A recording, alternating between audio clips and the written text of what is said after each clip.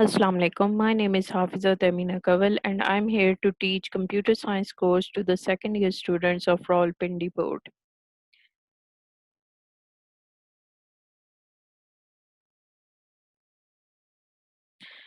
We have completed chapter number 8, that is getting started with C, along with chapter number 9, that is elements of C. Today we are going to start chapter number 10, that is input and output.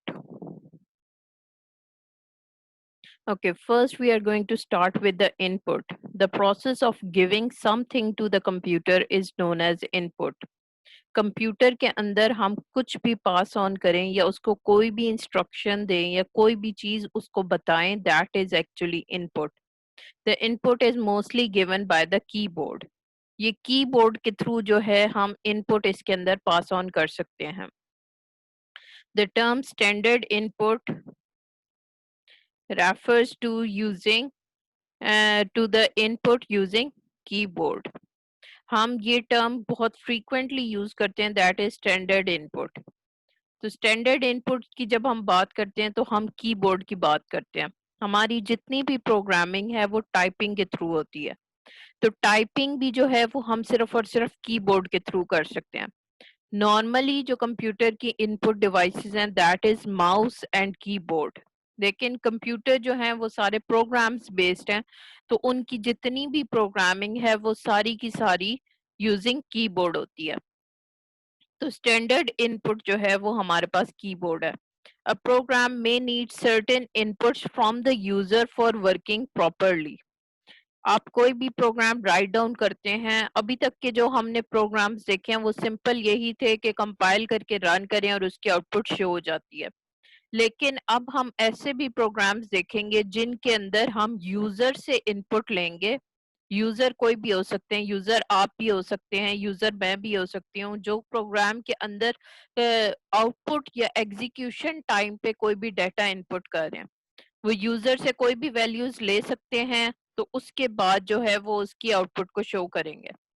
तो user से जो है वो certain inputs लेने के बाद ही वो output जो है वो प्रोग्राम जनरेट करेगा. C language provides many functions to get input from the user. हमारे पास डिफरेंट फंक्शंस अवेलेबल हैं जिनके थ्रू जो है हम यूजर से इनपुट ले सकते हैं. Some important functions for input are as follows. Input के लिए हमारे पास क्या क्या फंक्शंस हैं. Number 1 is scanf. This is the most common function जिसको हम थ्रू आउट अपनी बुक जो है वो यूज करेंगे. तो जहां पे भी हमने यूजर से कोई भी इनपुट लेनी होगी, हम उसके लिए scanf का फंक्शन यूज करेंगे. इसके अलावा हमारे पास गेट है. ये भी हमारे पास यूजर से इनपुट लेने के लिए होता है. इसका भी फॉर्मेट हम आगे जाके देखेंगे. इसके अलावा हमारे पास गेट सी एच है. गेट सी एच भी जो है वो यूजर से करेक्टर लेने के लिए है. नॉर्मली हमारे हर प्रोग्राम के एंड पे मौजूद होता है. और हमारे पास जो लास्ट है, that is get C H E. We will study all of these functions in detail further. तो आगे इन सारों की डिटेल्स आएंगी. तो जहां प्रैक्टिकली इनकी डिटेल्स विद प्रोग्राम्स एग्जांपल्स आएंगी, वहां पे हम डिटेल में इनको स्टडी करेंगे. अभी बस ये पता होना चाहिए कि इनपुट के लिए हम 4 फंक्शंस यूज कर सकते हैं, that is scanf, getas, getch and getche. इसके बाद हमारे पास आती है output. The process of getting something from the computer is known as output. The output is mostly displayed on monitor. कोई भी चीज जो हमारे पास कंप्यूटर शो कराता है वो हमारे पास आउटपुट होती है. वो सॉफ्ट फॉर्म में भी हो सकती है, वो हार्ड फॉर्म में भी हो सकती है. कंप्यूटर आउटपुट जो आउटपुट डिवाइसेस होती हैं कंप्यूटर की, उसमें एक मॉनिटर आता है. इसके अलावा हमारे पास प्रिंटर आता है, तो वो हमारे पास आउटपुट के लिए है. तो हम जब कंप्यूटर यूज करते हैं तो उसके अंदर जितनी भी हमारे पास आउटपुट आ रही होती है वो डिस्प्ले की फॉर्म में आ रही होती है, और वो हमेशा मॉनिटर के ऊपर शो होती है. इसके लिए हम टर्म यूज करते हैं standard output. It refers to the output displayed on the monitor. तो जब भी स्टैंडर्ड आउटपुट की बात करेंगे, इसका मतलब ये है कि मॉनिटर के ऊपर जो डिस्प्ले हो रही है ये उसकी बात कर रहे हैं.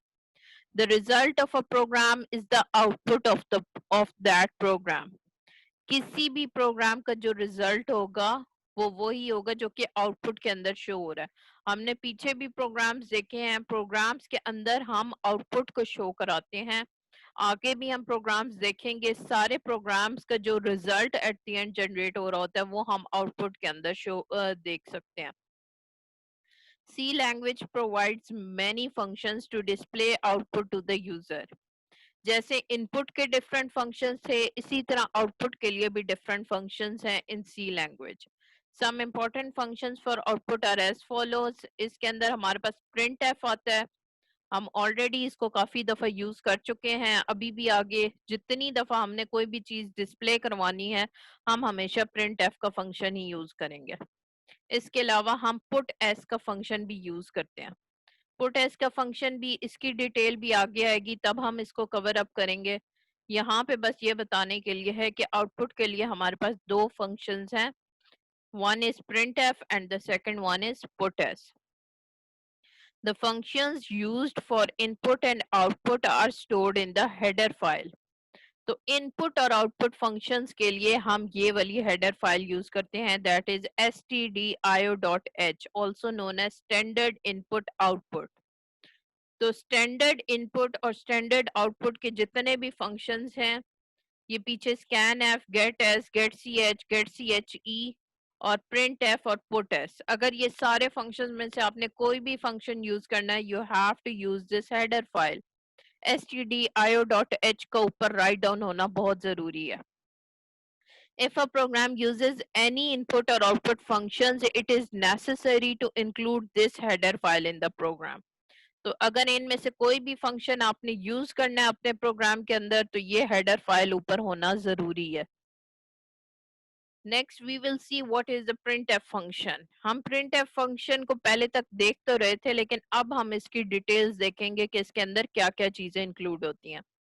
The printf function is used to display output on the monitor.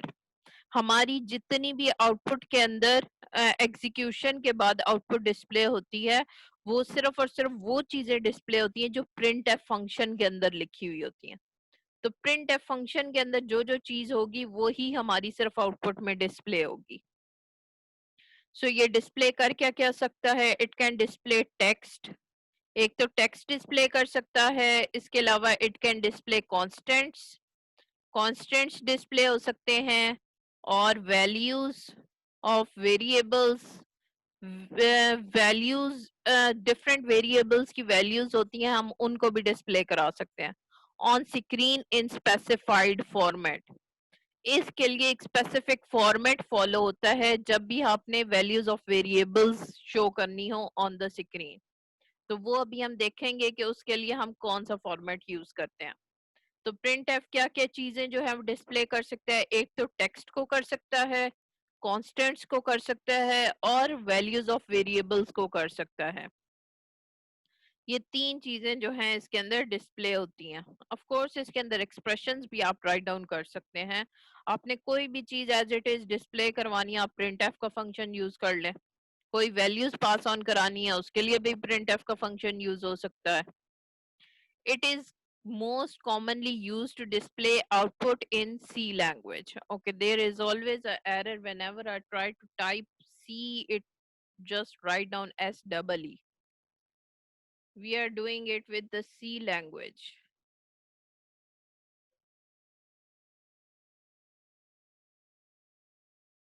Okay, here I'm just going to correct it. This is the C language. The function printf is pronounced as printf. तो ये इसकी normal जो है pronunciation है। Syntax में हमारे पास क्या आता है? Syntax for writing a printf function, the syntax of a printf function is as follows. printf function में हमारे पास क्या क्या है? printf का एक तो आपने कीवर्ड लिखना है, then there will be bracket, उसके अंदर क्या क्या है? एक हमारे पास है फॉर्मेट स्ट्रिंग, सबसे पहले फॉर्मेट स्ट्रिंग आएगा, उसके बाद हमारे पास एक कॉमा आएगा, then we will have argument list. ये आर्ग्यूमेंट अंडरस्कोर लिस्ट जो है ये आपकी डिफरेंट आर्ग्यूमेंट्स को जो है वो आगे पास ऑन करेगा। Eight the and bracket close करनी है और सेमी कॉलन लगाना है। तो यहाँ पे अभी हम देखते हैं कि फॉर्मेट स्ट्रिंग क्या है और आर्गुमेंट लिस्ट क्या है, जो कि हम प्रिंट एफ फंक्शन के अंदर यूज कर रहे हैं। सबसे पहले हम फॉर्मेट स्ट्रिंग को देखेंगे। The format string is given in double quotes. ये जो डबल इन्वर्टेड कोट्स होते हैं उनके अंदर आप हमेशा फॉर्मेट स्ट्रिंग को जो है लिखते हैं, या जो भी चीज आप डबल कोट्स के अंदर लिखेंगे that will actually be format string. It is also called control string. इसका दूसरा नाम है कंट्रोल स्ट्रिंग। अभी हम देखेंगे उसके अंदर हम उसको कंट्रोल स्ट्रिंग का ही नाम दे रहे होंगे। द फॉर्मेट स्ट्रिंग में consist of the following. Format string के अंदर तीन चीजें इंक्लूड हो सकती हैं। सबसे पहली चीज है text. It is the message to be displayed on the screen. कोई भी तरह का टेक्स्ट हो सकता है, hello world, C language, we are using programming language. तो आप कोई भी स्टेटमेंट उसमें डाल दें, that is actually text. Next है हमारे पास फॉर्मेट स्पेसिफायर्स। फॉर्मेट स्पेसिफायर्स हम इन्वर्टेड कोट्स या फॉर्मेट स्ट्रिंग के अंदर लिखते हैं। फॉर्मेट स्पेसिफायर्स क्या है? It specifies how the values of variables will be displayed. Format specifiers भी बहुत डिटेल में आगे आएंगे, उनको भी हम कवर अप करेंगे, लेकिन यहाँ पे बताने के लिए ये है कि ये हम स्पेसिफाई कर रहे होते हैं कि वैल्यूज ऑफ वेरिएबल्स जो हैं वो किस तरह करके डिस्प्ले होंगी, और वो हम बताते हैं using percentage d, percentage c, इस साइंस के साथ। Those are actually format specifiers. और नेक्स्ट हमारे पास है एस्केप सीक्वेंसेस। एस्केप सीक्वेंसेस भी हमारे पास बहुत कॉमनली यूज होते हैं क्योंकि ये हमारे फॉर्मेट को सेट करते हैं। It specifies the format of the output. अभी तक हमने एक ही एस्केप सीक्वेंस यूज किया है प्रोग्राम्स के अंदर, that is backslash n।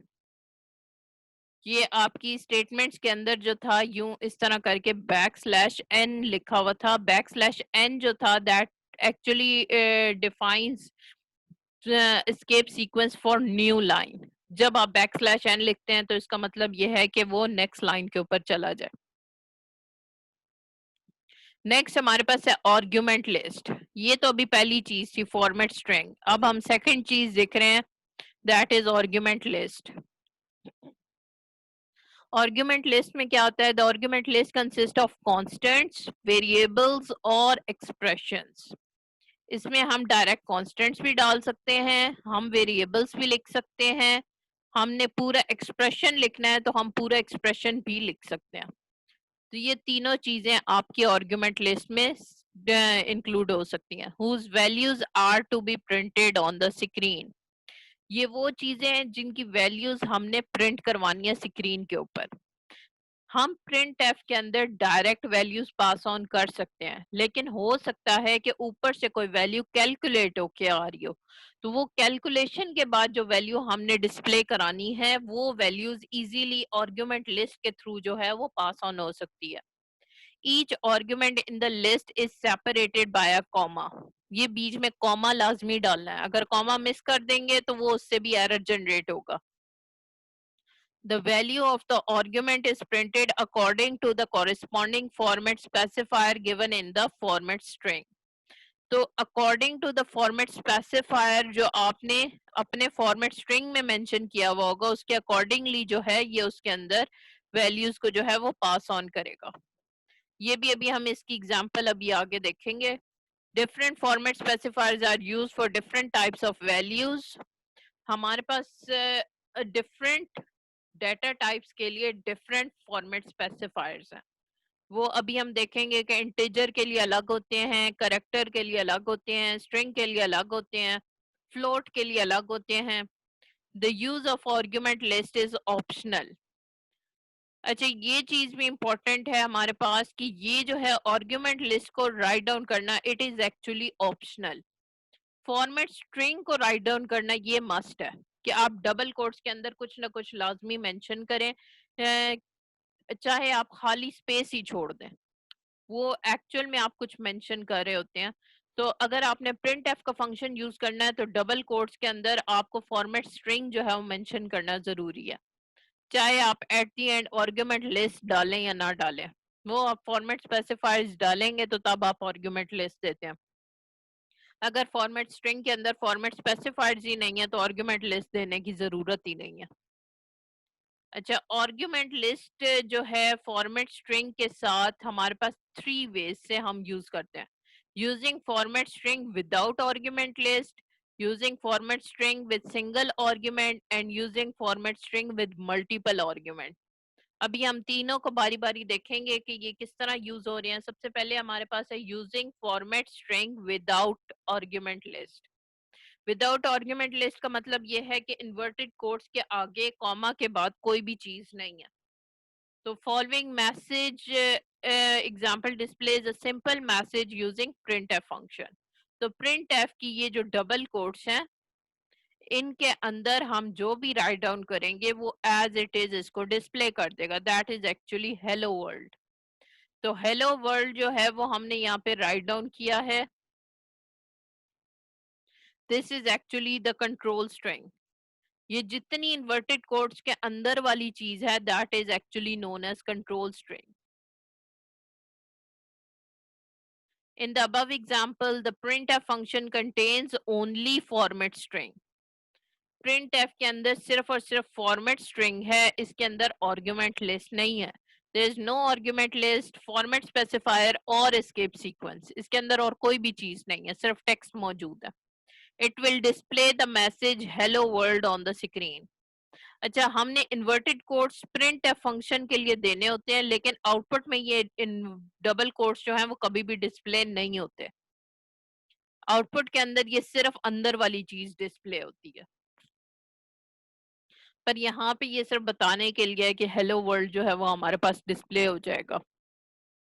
Second पे हमारे पास है using format string with single argument. अगर हम सिंगल आर्ग्यूमेंट के साथ यूज करें तो उसको हम कैसे करेंगे? The following example uses an integer variable as argument and displays its value.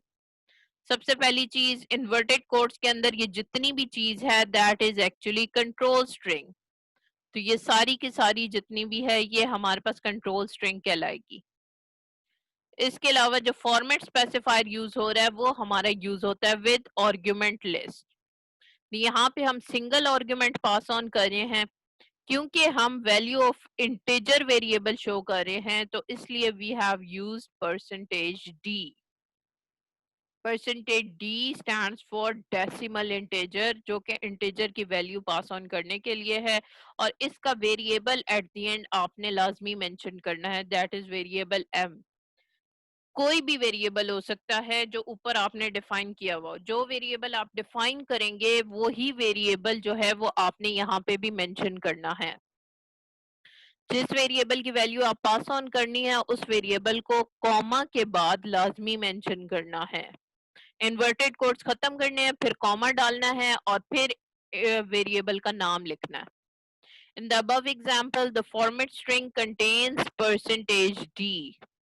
ये जो परसेंटेज डी है it is the format specifier, it is related to m. ये हमारे एम वेरिएबल के साथ रिलेट कर रहा है। It indicates that the value of m will be displayed as integer. तो ये जो है आप एज इंटीजर जो है वैल्यू डिस्प्ले कर सकते हैं। This was using format string with single argument. अब हम देखते हैं using format string with multiple arguments. तो मल्टीपल आर्ग्यूमेंट्स को ये कैसे यूज करेगा? Many variables can be used in one printf function as follows.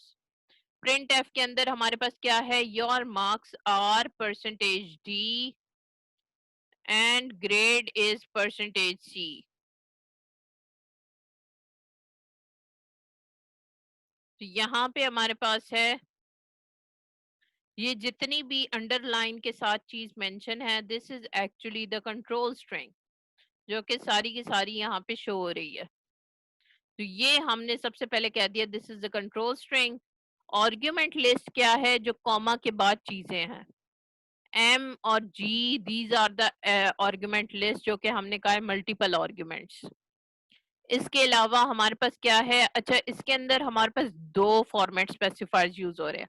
Number one is this percentage d and second one is this percentage c. ये sequence भी हमारा as it is follow होता है। जो पहला फॉर्मेट स्पेसिफायर है वो हमेशा पहले वेरिएबल के साथ लिंक होता है और दूसरा फॉर्मेट स्पेसिफायर हमेशा दूसरे वेरिएबल के साथ लिंक होगा। The above example uses two format specifiers %d and %c. %d is related to m and %c is related to g. तो परसेंटेज डी जो है वो डायरेक्ट हमारा एम से रिलेट कर रहा है और परसेंटेज सी जो है वो डायरेक्ट हमारा जी के साथ रिलेट कर रहा है। इसके आगे भी आपने और भी डालने हैं तो और भी आप डाल सकते हैं। जितने फॉर्मेट स्पेसिफायर्स आप राइट डाउन करेंगे इतने ही variables at the end write down करने हैं और वो सीक्वेंस वाइज सारों को आपस में इंटर रिलेट करता जाएगा। Percentage d is used as with integers. Percentage d जो है वो इंटीजर्स के साथ है और परसेंटेज सी जो है वो करेक्टर्स के साथ है। करेक्टर्स के लिए वी यूज परसेंटेज सी। इसी तरह अगर फ्लोट करना हो तो वी यूज परसेंटेज एफ। तो वो डिपेंडिंग ऑन के डाटा टाइप क्या है उसके अकॉर्डिंगली चेंज हो जाता है। तो यहाँ पे प्रिंट एफ स्टेटमेंट भी यही थी और marks are percentage d and grade is percentage c. तो मार्क्स जो है वो नंबर की फॉर्म में है और ग्रेड जो है वो आपका अल्फाबेट्स की फॉर्म में है। So that is why we are using character. The sign percentage indicates the beginning of a format specifier. तो ये जब आप परसेंटेज साइन उसमें डालते हैं तो ये बताता है कि आपका फॉर्मेट स्पेसिफायर यहाँ से स्टार्ट हो गया। So this was using format string with multiple arguments. अगर मैं लिख दूं यहाँ पे grade is percentage c and your marks in English are, आगे परसेंटेज डी फिर से डाल दूं तो at the end m g के बाद मैं एक और वेरिएबल लाइक एल मैं इसमें ऐड कर सकती हूँ। तो वेरिएबल नेम्स तो कुछ भी हो सकते हैं जो कि प्रोग्राम में ऊपर से चल के आ रहे होते हैं वही आप नीचे भी मेंशन करते हैं। Okay, here is the first program of your chapter number 10. Write a program that displays a message and values of integer and character variables. Simple program है, वो ये कह रहा है कि डिस्प्ले मैसेज करना है जिसके अंदर values of integer and values of character variables show हो। तो इसमें हम क्या करेंगे, सबसे पहले hash include stdio.h, hash include conio.h, void main, ये वही चीजें हैं जो पीछे चलती आ रही थी। बेसिक सी लैंग्वेज का प्रोग्राम जो स्ट्रक्चर है वो चेंज नहीं होगा, वो एज इट इज ही रहेगा।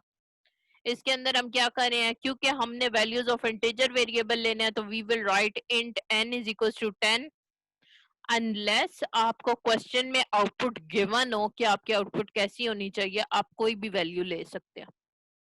अगर तो वो आउटपुट आपको दे दें कि आउटपुट में ये होनी चाहिए, फिर आपको एज इट इज यही वाली वैल्यूज यूज करनी होंगी। लेकिन अगर आउटपुट में नहीं मेंशन किया हुआ तो आप n इज इक्वल टू 10 के अलावा के बजाय 20 कर लें, n इज इक्वल टू 10 के बजाय 50 कर लें, तो आप इसकी वैल्यू अपनी मर्जी से चेंज कर सकते हैं। इसके बाद 4ch is equal to static. अच्छा, करेक्टर जब भी डिफाइन करते हैं तो हमेशा सिंगल कोट में करते हैं। तो ये जो स्टैटिक का साइन है इसको हम सिंगल कोट में रिप्रेजेंट कर रहे हैं। करेक्टर के अंदर हम कीबोर्ड के ऊपर जितनी भी वैल्यूज हैं वो सारी पास ऑन कर सकते हैं। करेक्टर का मतलब सिर्फ अल्फाबेट्स नहीं है, अल्फाबेट्स के अलावा जितने स्पेशल करेक्टर्स हैं, इवन 0 to 9 नंबर्स भी इसमें इंक्लूड होते हैं, वो भी एज अ करेक्टर हम राइट डाउन कर सकते हैं। तो हमने यहाँ पे इंटीजर भी डिफाइन कर दिया है, करेक्टर भी डिफाइन कर दिया है। इंटीजर में हमने n को 10 वैल्यू दी है और करेक्टर में ch is the variable name, इसको हमने स्टैटिक वैल्यू असाइन की है। इसके अलावा क्लियर स्क्रीन, CLR, SCR, ये फंक्शन आपने हर प्रोग्राम में राइट डाउन करना है। इसके अलावा फिर हम अपनी आउटपुट पे आते हैं। आउटपुट में क्या है, प्रिंट एफ के अंदर टेस्टिंग आउटपुट। टेस्टिंग आउटपुट हमने लिखा है, आगे 3 डॉट्स डाले हैं। तो ये सारी चीज जो है ये हमारे इन्वर्टेड कोट्स के अंदर है। तो जो चीज इन्वर्टेड कोट्स के अंदर होती है वो एज इट इज आउटपुट के अंदर डिस्प्ले हो जाती है। तो टेस्टिंग आउटपुट और आगे 3 डॉट्स जो हैं वो एज इट इज डिस्प्ले हो जाएंगे। उसके बाद क्या होगा, देन नेक्स्ट प्रिंट एफ, इसके अंदर क्या है, परसेंटेज डी है और कॉमा के बाद n है। n जो है वो इंटीजर वेरिएबल था तो ये डेसिमल इंटीजर की वैल्यू यहाँ पास ऑन करेगा। तो n की जो वैल्यू 10 है वो हमारी d के अंदर पास ऑन हो जाएगी। तो यहाँ पे 10 वैल्यू डिस्प्ले हो जाएगी। और आखिर में लास्ट प्रिंटफ के अंदर परसेंटेज सी जो है इन्वर्टेड कोट्स के अंदर है, तो वो जो है सी एच वेरिएबल जो है वो करेक्टर टाइप है, तो वो हमने आगे मेंशन किया है। तो सी एच की जो वैल्यू है वो आपकी परसेंटेज सी के अंदर चली जाएगी। सी एच के अंदर क्या था, स्टैरिक साइन था। तो ये जो स्टैरिक साइन है ये आपका यहाँ आउटपुट के अंदर डिस्प्ले हो जाएगा। क्योंकि आपने बैकस्लैश एन नहीं लिखा हुआ कहीं पे भी, तो इसीलिए आउटपुट आगे आगे चलती जा रही है। अगर आप कहीं पे भी बैकस्लैश एन लिख देते तो आउटपुट नीचे आ जाती, क्योंकि वो न्यू लाइन पे चली जाती। और दूसरा यहाँ पे इन्होंने print F function 3 separate print F functions के अंदर यूज किया। तो ये सारा कुछ आप एक ही लाइन के ऊपर भी लिख सकते थे। Testing output dot dot dot के बाद परसेंटेज डी लिख के स्पेस डाल के परसेंटेज सी करते और आगे कॉमा डाल के एन कॉमा सी एच कर देते, तो एक ही प्रिंट एफ स्टेटमेंट से आप ये सारा प्रिंट कर सकते थे। तो ये हमारे पास था write a program that displays a message and values of integer and character variables. Next, we have another program, write a program that adds two floating point numbers and shows the sum on the screen. अभी जो हमने पीछे chapter number 9 में पढ़ा था, हमने addition of integers पढ़ी थी। यहाँ पे अब addition of floating point numbers है। तो यहाँ पे हम क्या करेंगे, वही hash include stdio.h, hash include conio.h, void main, bracket open close. जहाँ ब्रैकेट ओपन कर रहे हैं ये हमारे पास these are known as curly brackets. Brackets भी खराब नहीं करनी। ये जो है ये हमारे पास कर्व ब्रैकेट्स हैं void main के बाद। तो उसके बाद जो है जब भी हमने फंक्शन डालना होता है तो हम हमेशा कर्ली ब्रैकेट्स को यूज करते हैं। इनकी जगह कोई और ब्रैकेट्स डालेंगे तो वो भी आपकी एरर शो करेगा। यहाँ पे हमारे पास फ्लोट के अंदर हम 3 वेरिएबल्स डिफाइन करेंगे, वेरिएबल 1, वेरिएबल 2 और रिजल्ट के लिए RES का हमने वर्ड यूज किया। ऑफ कोर्स हम इसकी जगह सम भी लिख सकते हैं, तो आप ऐड ADD भी लिख सकते हैं। ये आपके ऊपर है, आप वेरिएबल नेमिंग क्या देना चाह रहे हैं। यहाँ पे हमने var1, var2 और RES के वेरिएबल्स 3 असाइन किए हैं। इसके अलावा क्लियर स्क्रीन है। जस्ट मेक श्योर कि जो वेरिएबल नेम्स आपने ऊपर असाइन किए हैं थ्रू आउट द प्रोग्राम वो ही यूज हो रहे हैं। कहीं ऐसे ना हो कि ऊपर तो आपने नेमिंग चेंज कर दी कि हाँ हाँ मुझे तो ये पसंद नहीं है RES तो मैं इसको सम कर रही हूँ, बाद में आपको याद है प्रोग्राम तो RES के साथ था, नीचे सारी जगह RES लिखा हुआ है, तो वो इतना बड़ा क्रॉस लग जाएगा उसके ऊपर कि आपने जो है सम ऊपर लिख के तो नीचे जो है वो RES का वेरिएबल यूज किया हुआ है, तो RES तो एक्चुअल में डिफाइन ही नहीं था ऊपर। तो ये जो चीज है ये काम नहीं करना इसके अंदर।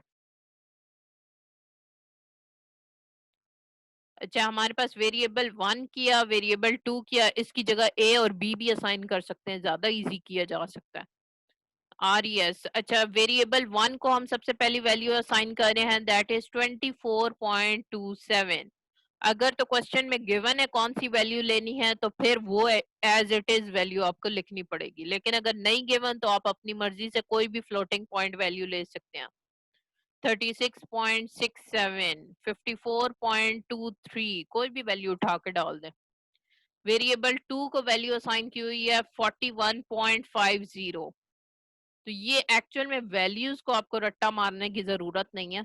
वैल्यूज अगर तो क्वेश्चन में गिवन है तो वही वैल्यूज यूज करें, नहीं गिवन तो अपनी मर्जी से कोई वैल्यूज डाल लें।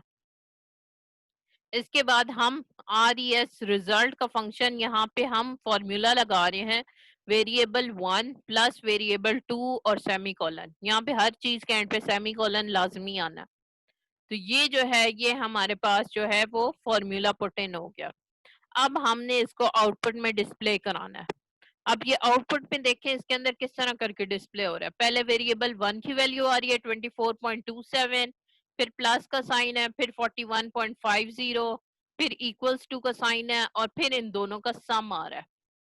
तो वो जो है हम किस तरह डिस्प्ले करेंगे, प्रिंट एफ के अंदर सबसे पहले परसेंटेज एफ जो है वो फर्स्ट वैल्यू के लिए प्लस का साइन एज इट इज आएगा, फिर परसेंटेज एफ सेकंड वैल्यू के लिए, फिर इक्वल्स टू का साइन एज इट इज आएगा, फिर परसेंटेज एफ जो है वो थर्ड वैल्यू के लिए, और ये जो हमारे पास वैल्यूज हैं ये हमारे पास एक्चुअल में एंड पे वेरिएबल 1, वेरिएबल 2 और वेरिएबल 3 की फॉर्म में। तो ये जो हमारे पास वेरिएबल 1 है, this will be assign to the first percentage f. तो ये फर्स्ट परसेंटेज एफ को जो है ये हमारे पास वेरिएबल 1 की वैल्यू जाएगी। वेरिएबल 2 की जो वैल्यू है वो सेकंड परसेंटेज एफ के पास जाएगी। इट डजेंट मैटर आप कौन सी वैल्यूज पास ऑन कर रहे हैं, उसने सीक्वेंस वाइज ही वैल्यूज को एक्सेस करना है, और रिजल्ट की वैल्यू जो है वो हमारे पास थर्ड परसेंटेज एफ के पास जाएगी। क्योंकि हम फ्लोटिंग पॉइंट वैल्यूज को यूज कर रहे हैं, that is why we are using percentage f format specifier. तो परसेंटेज एफ फॉर्मेट स्पेसिफायर जो है वो हमारे फ्लोटिंग पॉइंट के वैल्यूज को डिस्प्ले करने के लिए। तो वेरिएबल 1 की जो वैल्यू है दैट इज 24.27, सबसे पहले वो आ गई यहाँ डिस्प्ले में, फिर प्लस का साइन आया, फिर परसेंटेज एफ जो है वेरिएबल 2 की वैल्यू हमने पास ऑन की है 41.50, वो आ गई, फिर इक्वल्स टू का साइन एज इट इज आया, क्योंकि जो इन्वर्टेड कोड्स के अंदर है वो डायरेक्ट कैलकुलेशन तो नहीं कर रहा, तो वो तो एज इट इज डिस्प्ले कराने के लिए तो equals to sign as it is आएगा। और लास्ट में जो रिजल्ट है उसके अंदर हमारे पास वेरिएबल प्लस 1 प्लस वेरिएबल 2 की वैल्यू है, तो वो हमारे पास एज इट इज डिस्प्ले हो जाएगी, that is actually displayed over here.